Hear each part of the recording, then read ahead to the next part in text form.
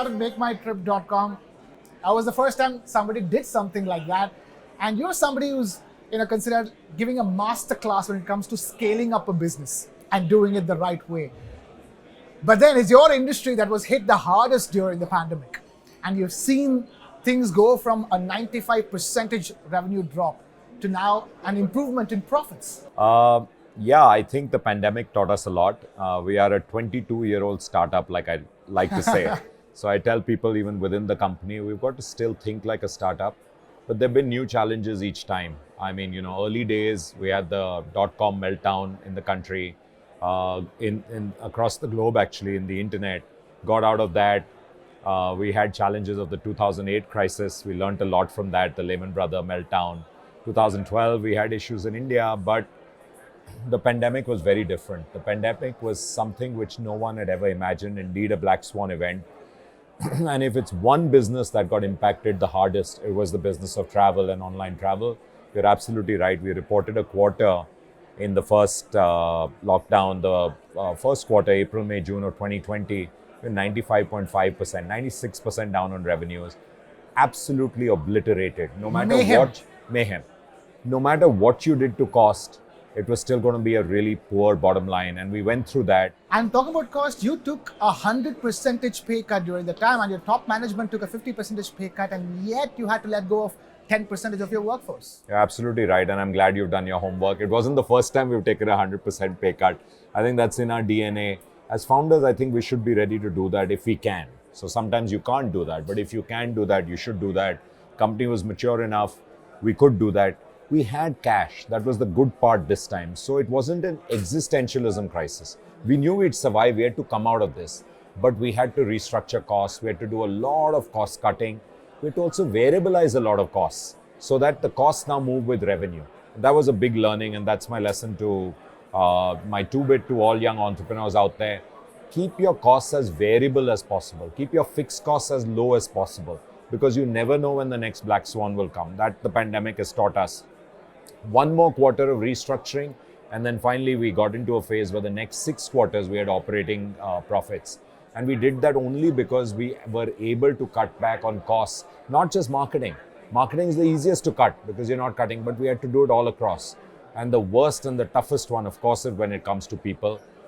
If I look back on 22 years, the toughest decision, it still needed to be done. But the one which hurts the most is that, yes, we had to let go of 10% of our workforce. But if we didn't do that, you know what? We were doing a disservice to the people who were there. And even today, we realize we will hire back whoever we can, and we are doing that. But there are a lot of people we couldn't, but we needed to do that for the company. So I never want to be in that boat again. I want to be very mindful of every hire, and I want every young entrepreneur out there never to hire someone who you think I won't be able to take, even if things get very tough, if I won't be able to take or carry along. Talking about firing people and letting go of employees, let's talk about the startup story in India. If we had the same conversation 3 to 4 years ago, we would have talked about the tone and tenor of conversation about startups would have been very different. But considering what has happened in the last year or two, with both kinds of things. One is the talk of unicorns and super crazy valuations and companies scaling up in the blink of an eye. And I'm talking to a man who patiently scaled up his business over a long period of time. And now there's talk of our startups overdoing it. Is it all about funding and valuations and not enough thought put into what the fundamental core business is and whether it is worthy of being scaled up or not? So the feelings are mixed when it comes to India's still booming startup ecosystem. At the end of the day, we are a booming startup ecosystem here in India, and will continue to boom for a very long time going forward. But then again, the clear issues of corporate governance and funding and valuations that have cropped up. Yeah, you're a 22-year-old startup. How do you view this at this stage, and what do you think is going right or going wrong? Yeah, you've touched on a host of topics, and they're all very relevant. So let's talk about them all. Firstly, the pandemic, if it's taught us anything, it has taught us to hunker down when things are tough, to try to variabilize costs, like I said, but also to make the most of opportunities. But there was a silver lining to the pandemic.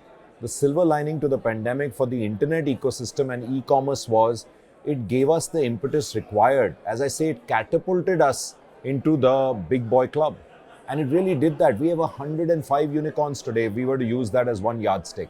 $44 billion in funding came in this year. If we cut back a few years, that number was in the teens. So it has fundamentally changed. Why?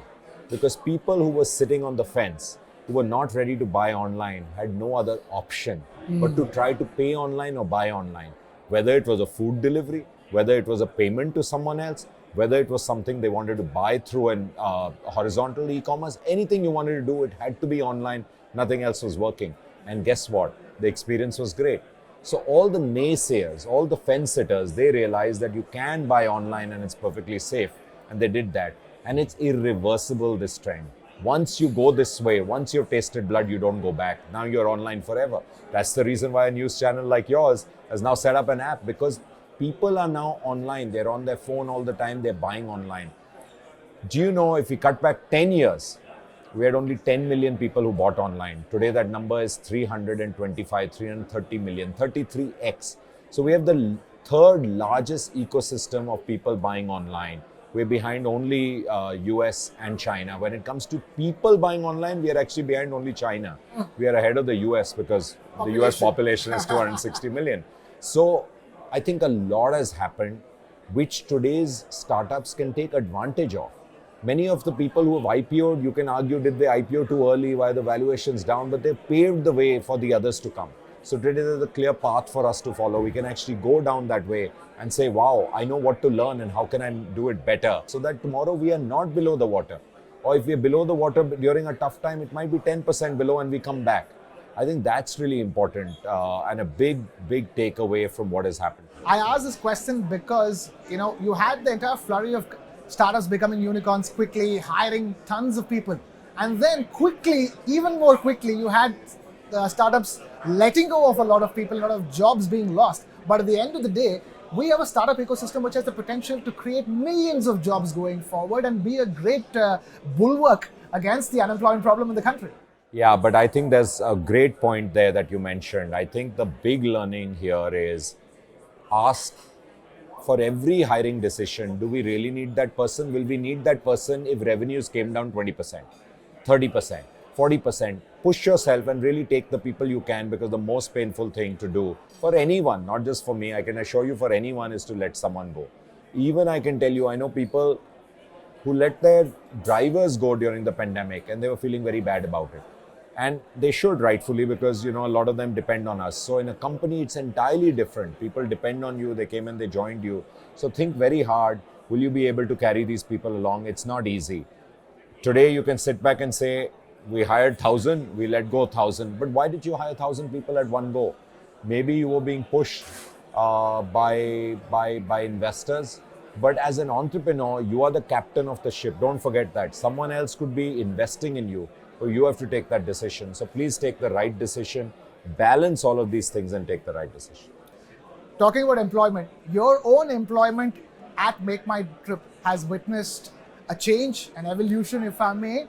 From an executive role, you've gone into a non-executive role. You're a chief mentor at MakeMyTrip now, starting financial year 2022-2023.